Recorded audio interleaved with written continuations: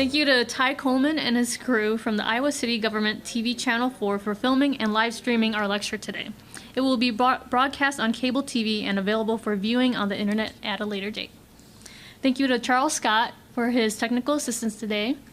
And after the lecture, please feel free to come up to the front. We have some items here that Dr. Wilson-Kimber used for her research.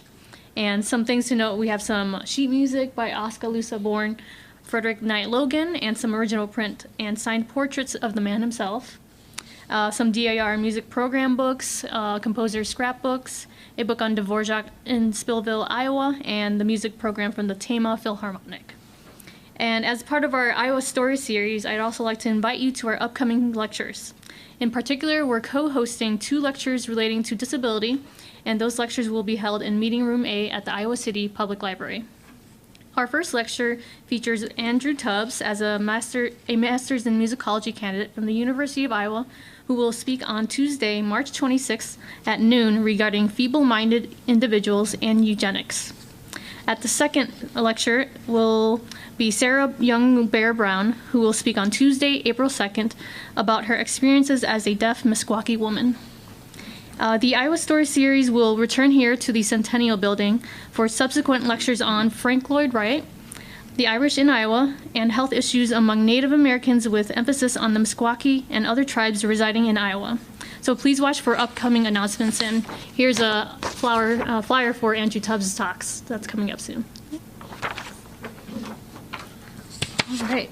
And as some of you already know, these lectures are about 45 minutes, and there's a chance to ask the speaker questions at the end. And please feel free to use the restroom and water fountain outside down the hall. And without further ado, I'd like to introduce our speaker today, Dr. Marian Wilson-Kimber, Professor of Musicology at the University of Iowa.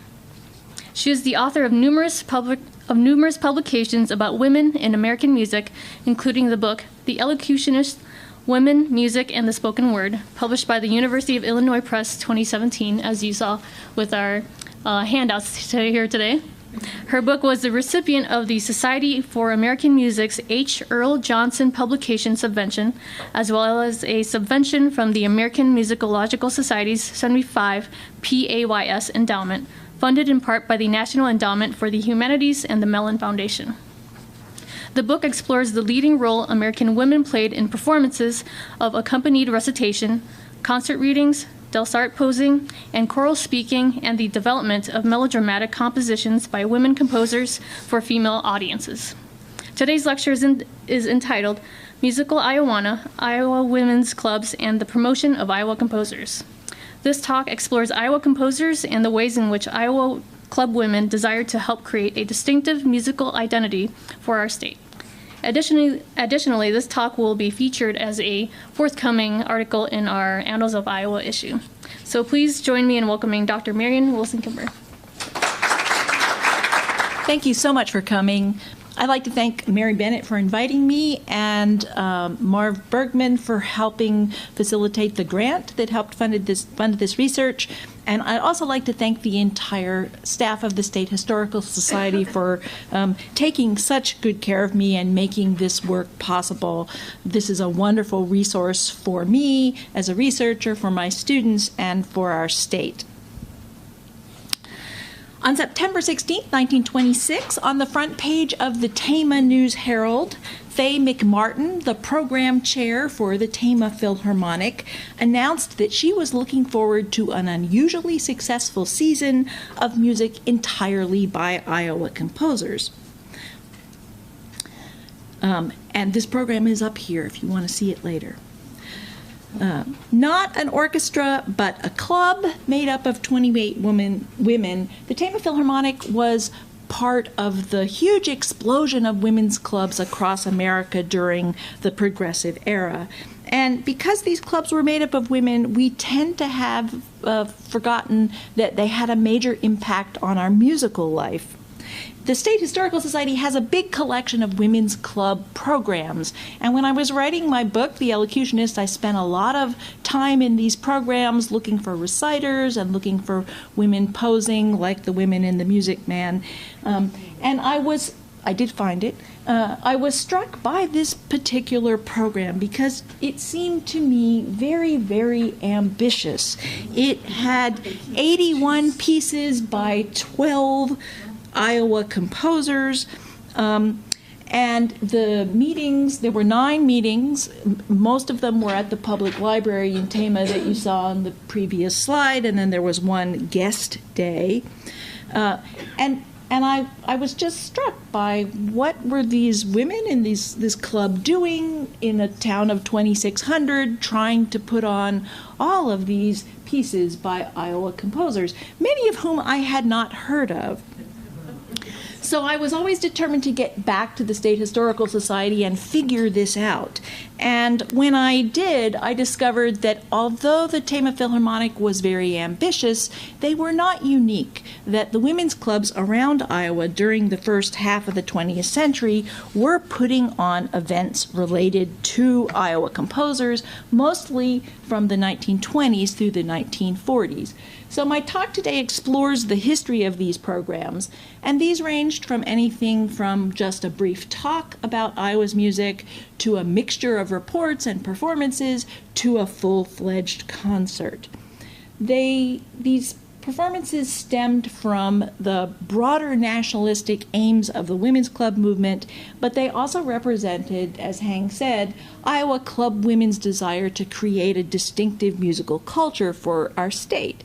And you do have the handout with everybody's names. This talk has a huge cast of characters, and this is just to keep you a little bit oriented. If you're watching the live stream, you won't miss anything by not having the handout. I will be mentioning everyone. I'll also be playing some sound clips of some of the music that the women might have played or heard. And I've chosen historic recordings, so the sound quality may not be the best, but you will have the experience of sitting in your parlor listening to your Victrola.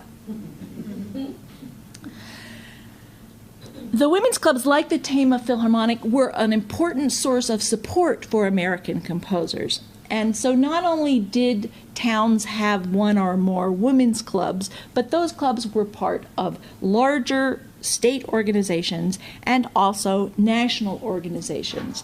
The National Federation of Music Clubs and the General Federation of Women's Clubs we don't really think of as a music organization, but it did have a very strong music division. And both of these groups promoted Iowa music. If you think about classical music, you will tend to think of European composers, classical music, Bach, Beethoven, Brahms, Schubert, Schumann, Mendelssohn. But during the World War I era, there was a strong backlash against German music in America. And the General Federation of Women's Clubs adopted the slogan, "Hear America First." In the 1920s, many groups across the country, like the Tama Philharmonic, took up the study and performance of American composers. The Tama Herald reported that at a 1920 meeting, Mrs. Bracken gave a witty lecture, taking a few whacks at Germany, its rulers, its musicians, its maidservants, and its manservants, and its oxen. So you know, if you're bashing the oxen, that the piano music is not far behind. The General Federation in 1917, their music chairman said, if you're going to study American music, you should do it through using the local culture of your own state. Use the music, legends, folklore, and history of your own state wherever possible. So the state organizations were supporting this national effort through supporting their state composers. The first concerts I have found of music entirely by Iowa composers actually originated within the Society of Music Teachers, founded in 1885. This group still exists. Many of the presidents were composers, so it was only natural that when they got together for a state meeting and put on a concert that it would be their music. This group's membership overlapped a little bit with the Iowa Federation of Music Clubs, which was founded in 1916. It was originally a mixed gender group, but it rapidly became dominated by women. Both of these groups, the Iowa Federation of Music Clubs and the Iowa Federation of Women's Clubs, highlighted the state's production of classical music, and they both circulated scores. And one of the things I've discovered that when you read the comments of some of these women and some of the other people writing about Iowa in the early 20th century, there's a bit of a defensive tone. They feel like Iowa is known for its agriculture, and they would also like it to be known for its culture. So in 1906, a writer for the Iowa Postal Card of Fayette said, "Iowans write books, paint pictures, compose musical scores, and do 101 things that have nothing to do with corn and corn-fed hogs." So one of the presidents of the Iowa Federation of Music Clubs said, "Why should not the Iowa Federation of Music Clubs see visions and dreams of Iowa's place in the musical world?" Both of these groups reported circulating Iowans' music around the state in the 1920s.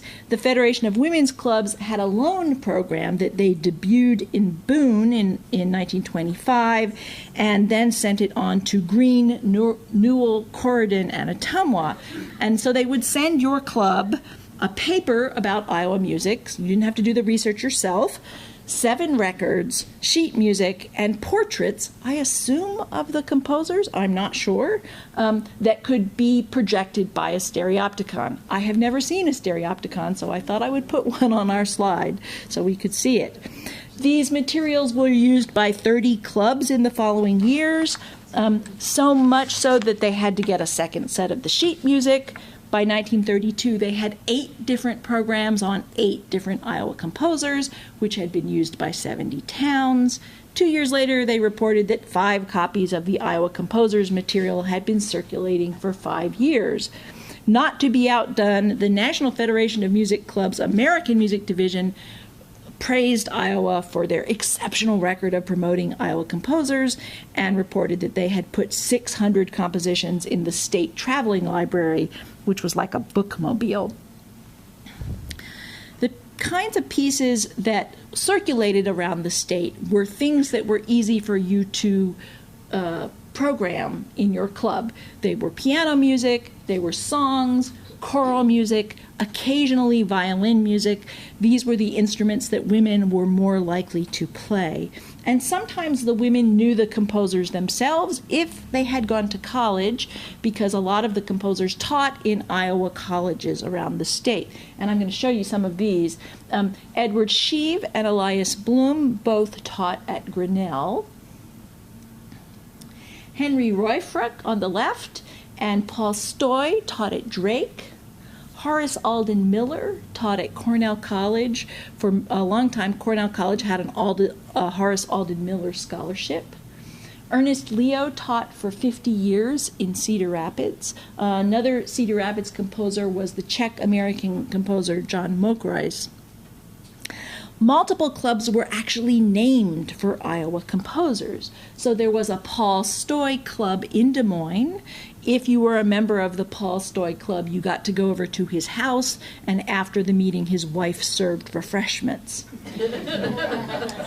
Grace Clark DeGraff was a singer and a composer and teacher in Des Moines, and her initials graced the GCD Harmony Club in Des Moines, and you can see that's their rubber stamp with the notes GCD on the stamp.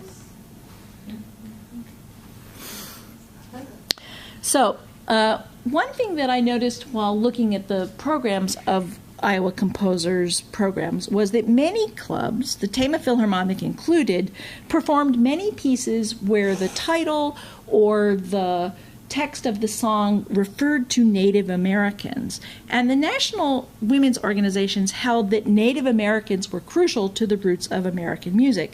In actuality, a lot of the pieces that were supposed to be Native American were written by white people in a European style with simply some exoticist touches to make them be supposedly indigenous, and really had very little similarity to actual Native American music. But you do see a lot of Indianist songs on Iowa women's programs. By the Waters of Minnetonka by Thurlow Lawrence was very popular. Lawrence was born in Oskaloosa, and he toured on the Chautauqua circuit performing this song. He also performed it at a national meeting of the General Federation of Women's Clubs, and that undoubtedly helped popularize it. Lawrence was a little bit different in that he actually transcribed genuine Native American music, though not in Iowa, in Montana. And By the Waters of Minnetonka is supposed to be based on a Sioux love song. And the recording I'm going to play for you is a Penobscot tribe member, Princess Wadawaso. That was not her real name, but that was her Chautauqua performer name. And Lawrence is playing the piano, so we can hear a little bit of this.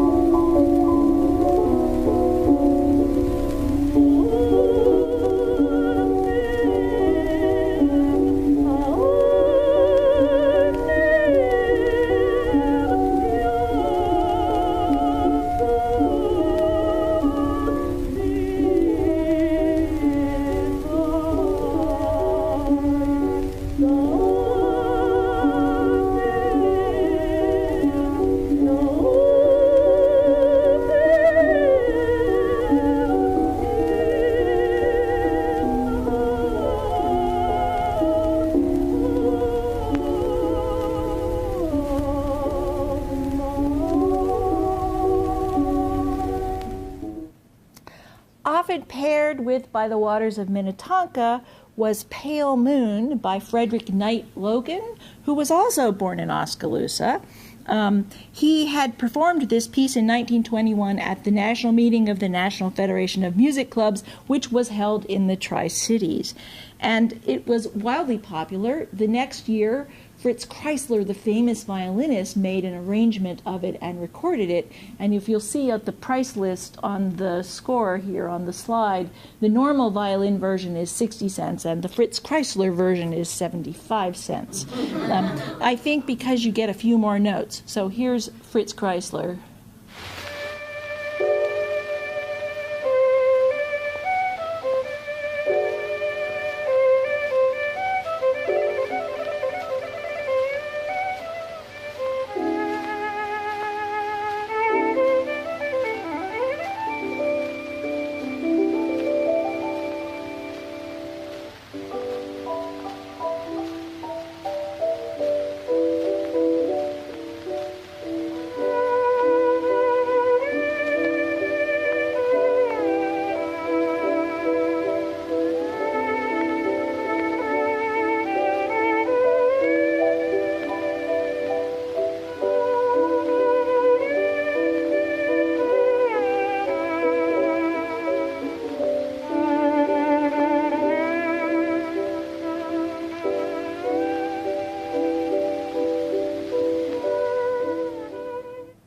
I also recommend the Foxtrot version, which is on the Library of Congress's National Jukebox website, if you want to hear that. Pale Moon actually was on a very famous concert in 1924, the concert of the Paul Whiteman Band that first introduced George Gershwin's Rhapsody in Blue, but Pale Moon was on that program too. And it was recorded by lots and lots of famous singers as late as the 1940s by Frank Sinatra and Bing Crosby. So it was a big hit. The Tama Philharmonic programmed more Indianist music than other clubs, probably because of their proximity to the Meskwaki settlement. And their Iowa concerts included these two pieces by the Czech-American composer John Mokrice that directly reference the Sac and Fox tribes from a Tama powwow and Old Chief Metawaka. They're fairly easy pieces to play, and they're fairly short. I suspect they were written for children. They don't appear on any other club programs that I've found, so I suspect that the women of Tama picked them because of their local associations. Faye McMartin, who was the program chair, later wrote a book about the Meskwaki and gave the proceeds for scholarships for Native children. So it may have been her specific choice. I don't know. One of the great admirers of the Tama Philharmonic and its efforts was Pearl Schmidt, who turned out to be a rather indefatigable champion of Iowa composers. Pearl Schmidt was a singer, she wrote a couple songs, and she was a poet. She was married to a history professor at Iowa State, and she was a member of the Faculty Women's Club in Ames. And she later reported that she had given talks about Iowa music before clubs at Conrad, Boone, Ogden, Waterloo, Des Moines, Nevada, in Ames 3 times. She had been on the radio 4 times discussing Iowa music. She was, for very briefly, the president of the Iowa Federation of Music Clubs, but for longer, she was the composition chairman, and she collected scores from composers. In 1931, she displayed these scores at a meeting in Cedar Rapids, and there were 120 of them. And this collection still exists at Iowa State. I'm pretty sure they got it from her. It's about the right number of scores. She also sometimes corresponded with the composers themselves. One composer she was particularly interested in was Louise Crawford, who taught at Coe College. There's some Beethoven Club members here. She was a member of the Beethoven Club in Cedar Rapids that still exists. And one reason Schmidt was interested in her was that she was a female composer, but she was also interested in her because she was the only Iowan at that point who had been a fellow at the prestigious MacDowell Colony in New Hampshire. If you know anything about the MacDowell Colony, it's a setting where artists and writers and composers can go for the summer and sit in a cabin and be unbothered and make art. So it's a wonderful opportunity.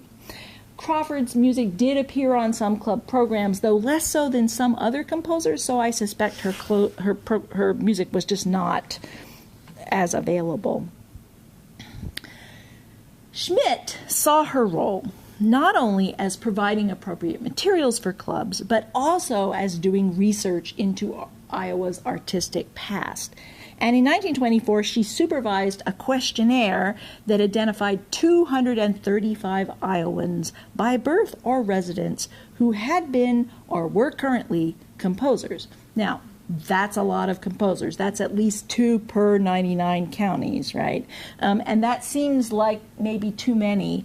Schmidt was very generous in who she called a composer because she'd only written a couple of songs. Anybody who'd written a song or 2 or 3, they were a composer. Her focus on the state's history and culture was in keeping with what was going on in women's clubs in this period. Many of them were studying Iowa geography and history and authors and education and composers.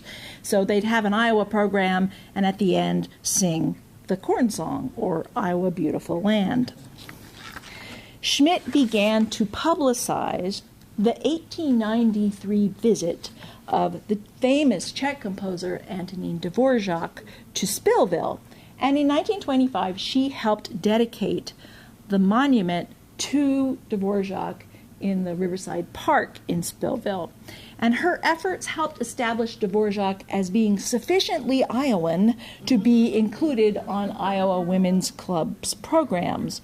She also worked to perpetuate the idea that Dvořák's humoresque, famous piece was written in Iowa. Unfortunately, we now know that it was written when he went back to Europe after he left America. But it was wildly popular, and we'll hear it anyway.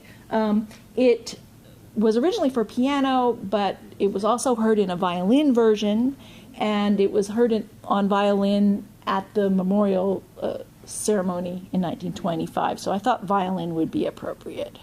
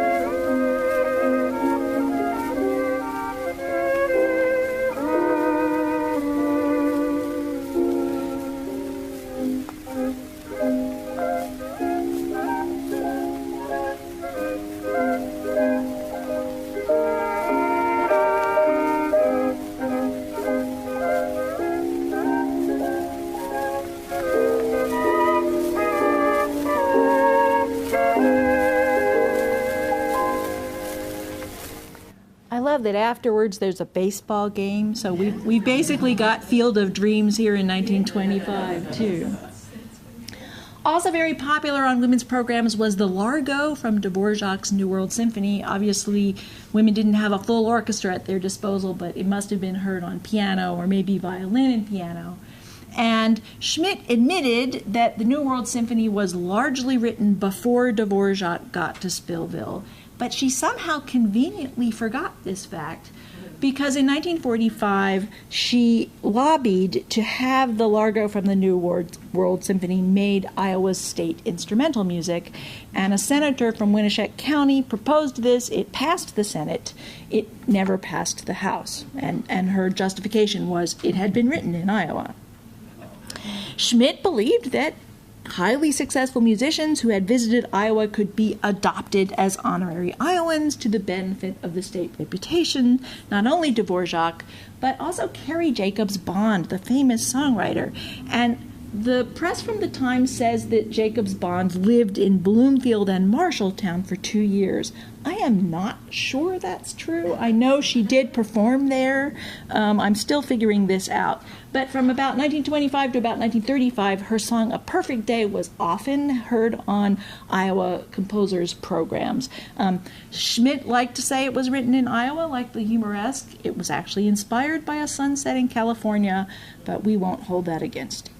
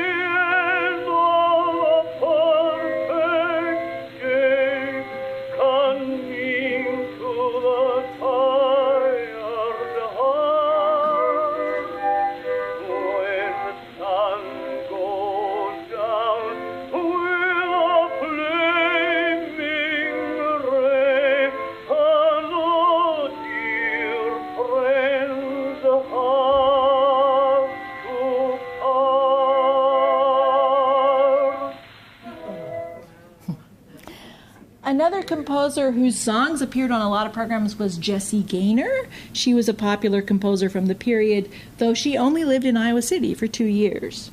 So Schmidt somehow it didn't occur to her that composers who had moved on after their Iowa sojourn might not want to be considered Iowans, and she complained about one composer, probably Mary Turner Salter, who didn't want to be labeled a native, saying, well, nothing much could be done about it. Nobody can change a birthplace, but they can make themselves appear ridiculous. I might add that you're seeing a lot of women on my slides, women composers. We sometimes think women composers, we either think there weren't very many of them, or we think that they had a lot of trouble getting their music heard.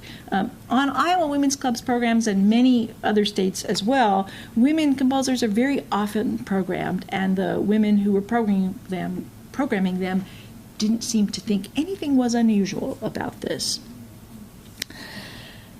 Club women's ongoing engagement with the music of Iowa composers led to larger initiatives in the 1930s. In 1932, the Federation of Music Clubs put on 6 days of concerts at the Women and Children's Building of the State Fair, with a club each day, different club performing each day. And the composers heard were the composers I've been describing in this talk: Stoy, DeGraff, Logan, Lawrence, Bloom, Mokreis, Roifruck, Dvorak, Louise Crawford, the current composition chair, Agnes Flannery, who I'll talk about in a minute, a total of 18 composers.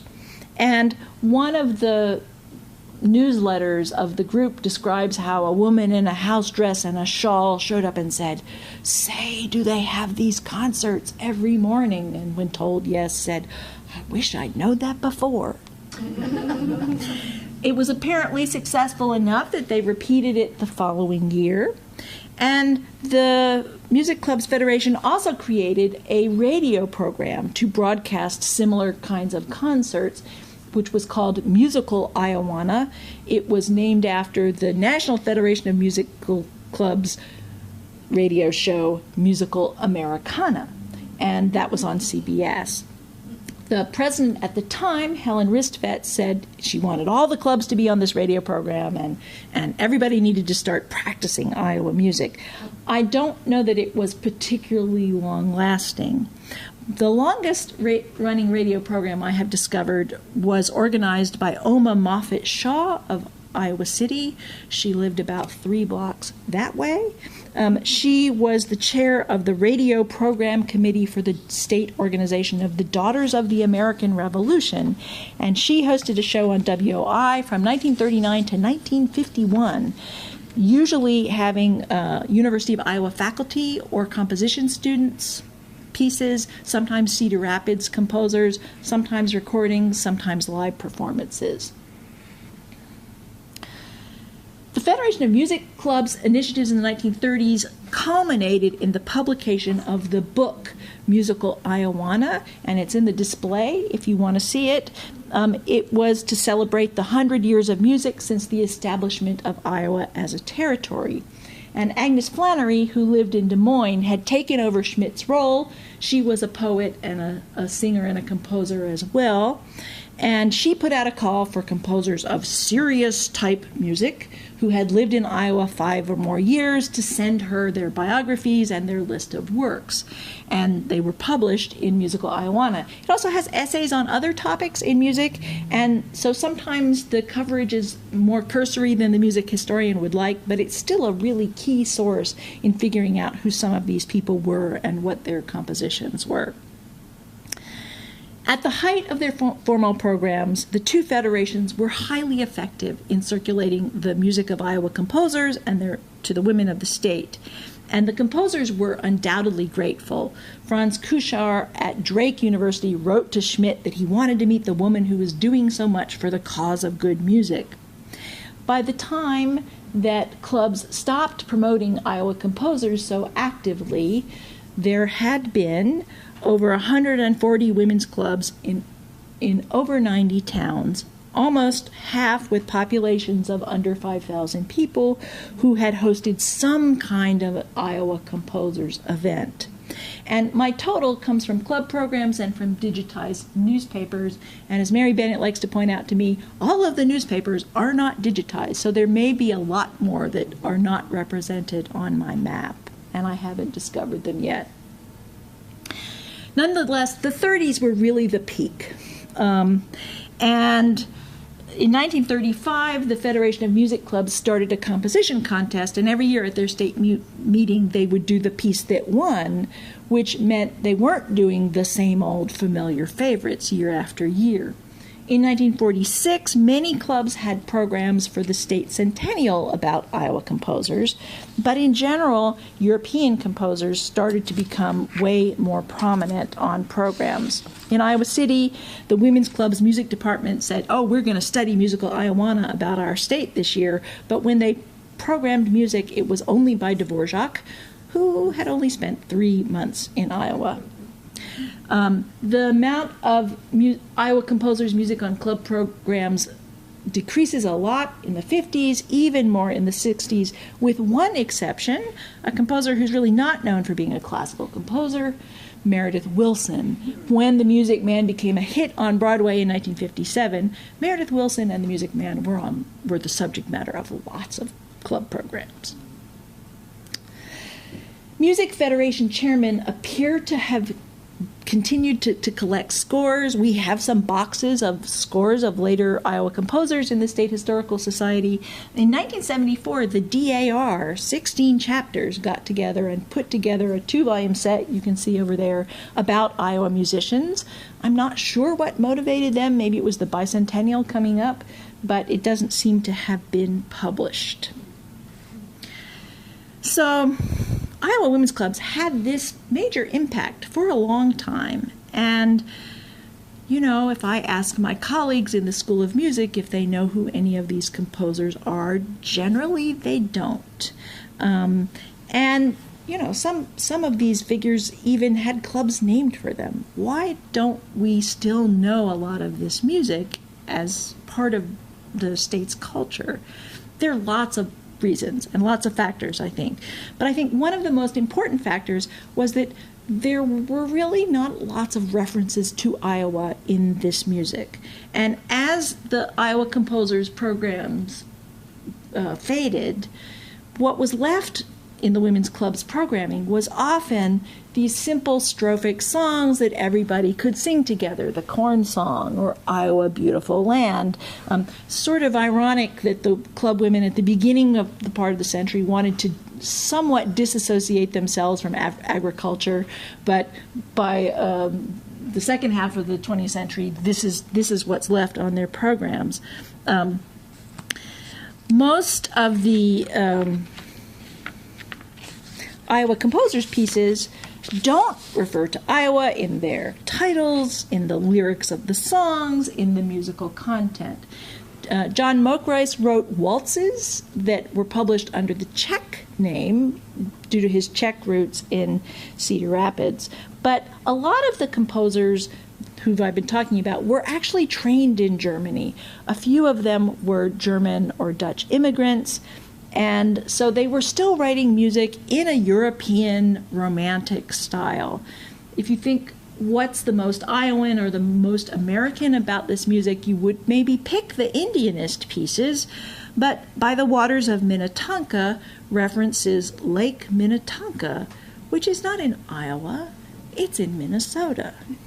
And Pale Moon talks about pine trees and a lagoon. It does not talk about fields of corn. So ultimately, the composers that were being promoted were really drawing on a European heritage. So they didn't produce pieces that are like the musical equivalent of Grant Wood paintings, or if you've ever read the novels of Ruth Suko, which are so grounded in Iowa life. I haven't found a musical equivalent to these.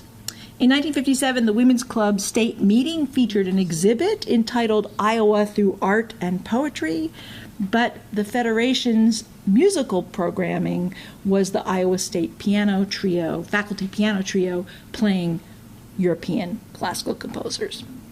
Now, obviously, there are a lot of factors here that I haven't talked about.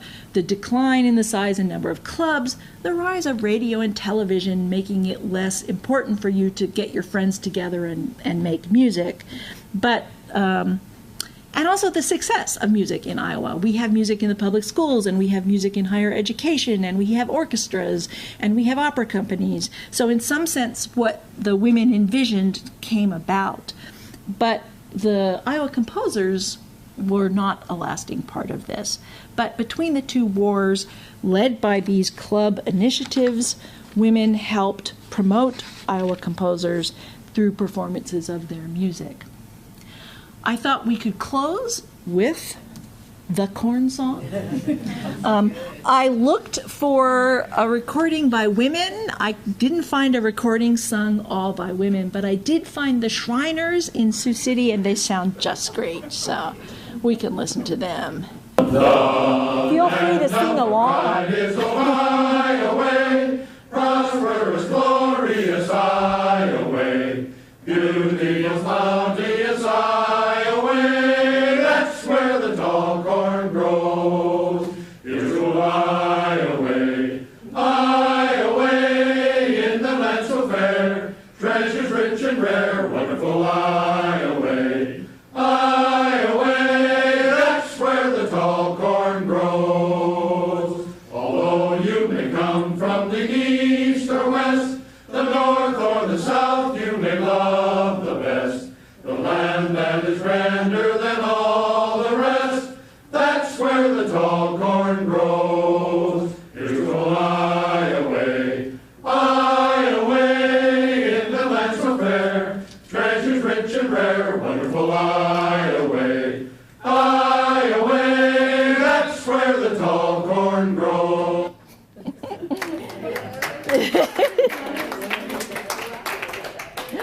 And these are this is where all of this material came from. Thank you so much for coming. I'm happy to take questions.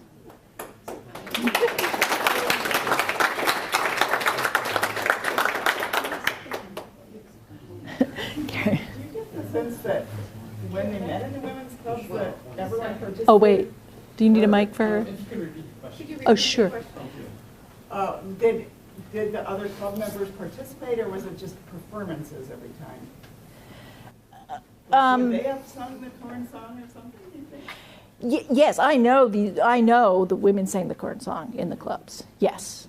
You know, obviously the music clubs are sometimes set up that you even have to audition to get in. So, and they're often performing for each other. And then you'll see for example, in the Tama series, then they have a guest day where they perform in public and they invite their husbands, their friends. So, you know, it depends. In the General Federation, not all the club members would necessarily be musicians, but the General Federation tried to get clubs to have some music, even if it's 10 minutes of somebody playing the piano or somebody doing a song. They were trying to encourage music in the General Federation as well. So, but that, you know, you can sing along with that, even if you're not a trained musician, you know.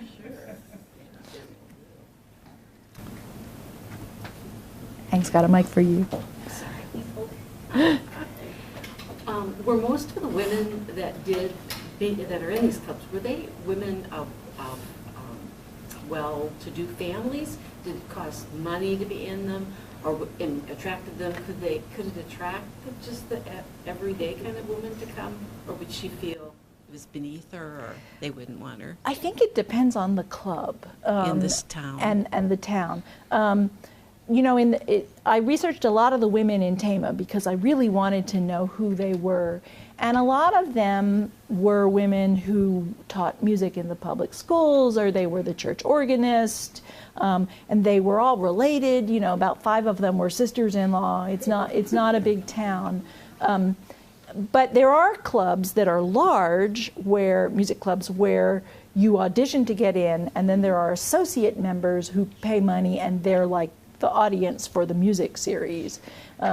So some women's clubs became quite large. I was just in Des Moines at the Des Moines Women's Club doing a program last week, and they dropped out of the Federation in the Depression, and it was partly because they were so large and they had to pay dues to the Federation, and it was the Depression and they couldn't handle it. But they were a huge club. They were like 3,000 of them so at one point. So, you know, it really varies.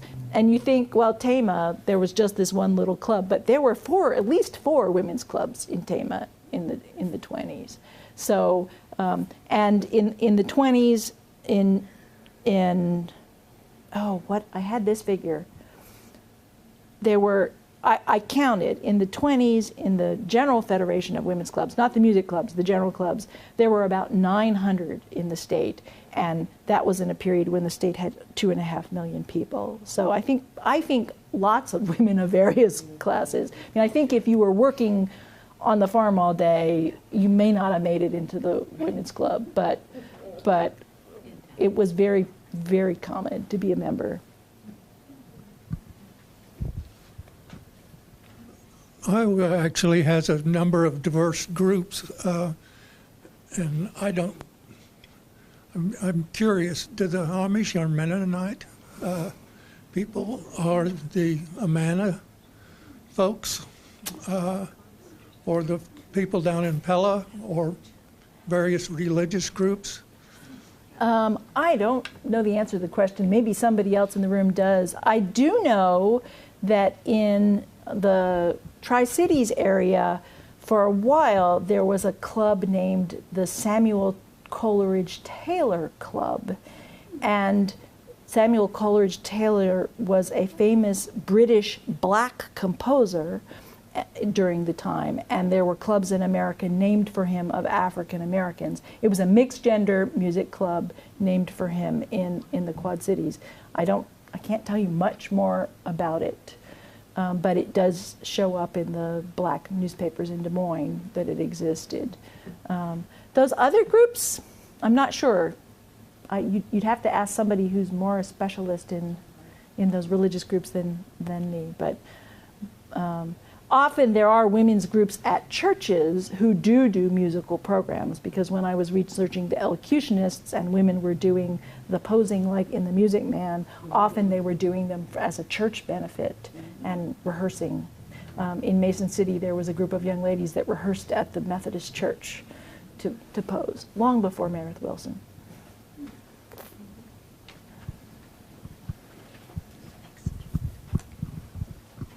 Well, this might serve as a bit of a promo for an upcoming presentation here, but I'm going to be talking about Frank Lloyd Wright in April. And Frank Lloyd Wright's father was a composer and spent many years in Iowa. He was not born here, but he certainly lived here. And we are going to play some of his parlor music preceding the presentation. Frank Lloyd Wright often talked about the connections between architecture and music. So I think that's an interesting tie-in with your really outstanding presentation today. Yes, and I've heard that CD. In fact, I reviewed it for the Journal of the Society of American Music, and it's an excellent example of 19th century parlor music and the kinds of things people would have sung and played in their parlor. I recommend it.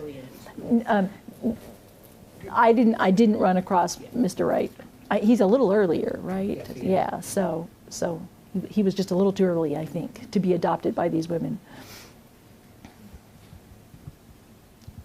I'll just add a comment that in Amana there's a men's choral society, mostly singing religious music, and in terms of their church music, their hymns are totally unique and distinctive to their religion, a lot of what they sing.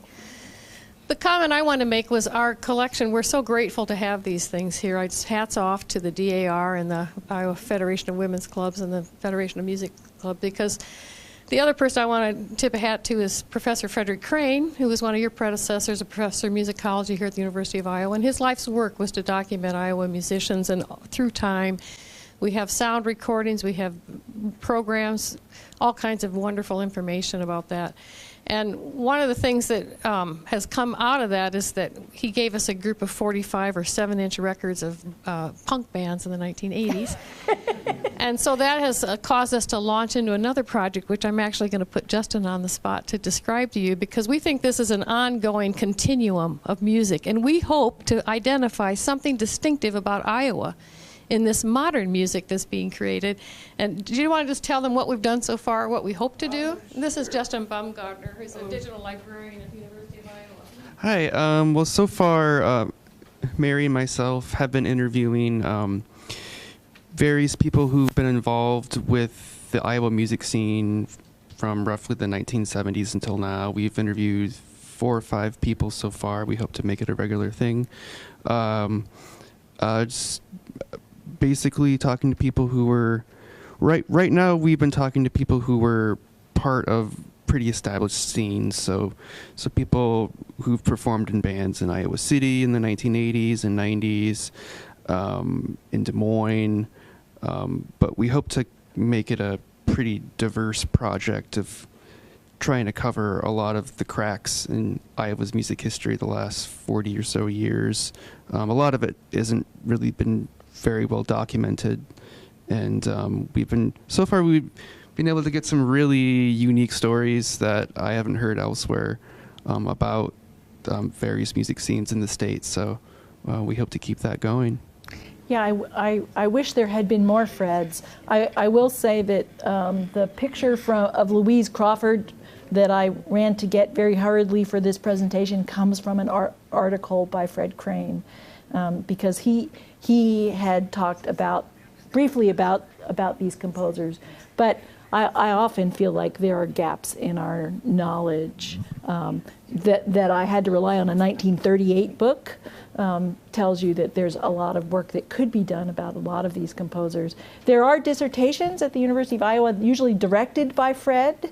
There's one on Mokrice, there's one on music in Cedar Rapids, and there are other Iowa-related dissertations, but there hasn't been anything too much lately. I do have a doctoral student who's working on music in the Midwest in general, in the context of Midwest history. So I think we'll make some progress. I think this is a call for more research because we really have not tapped into the wonders of his collection, and it's a continuing operation. Novo Labs was a recording studio in Ames, and Brian Dudley just gave us over 100 recordings, brand new, still with the shrink wrap on them, from his recording studio. So if you know Iowa musicians, if you want to continue this story, we want to encourage people to continue to do research. This is a really entertaining and informative presentation. So thank you very much, Marion, for coming today. Thank you for coming.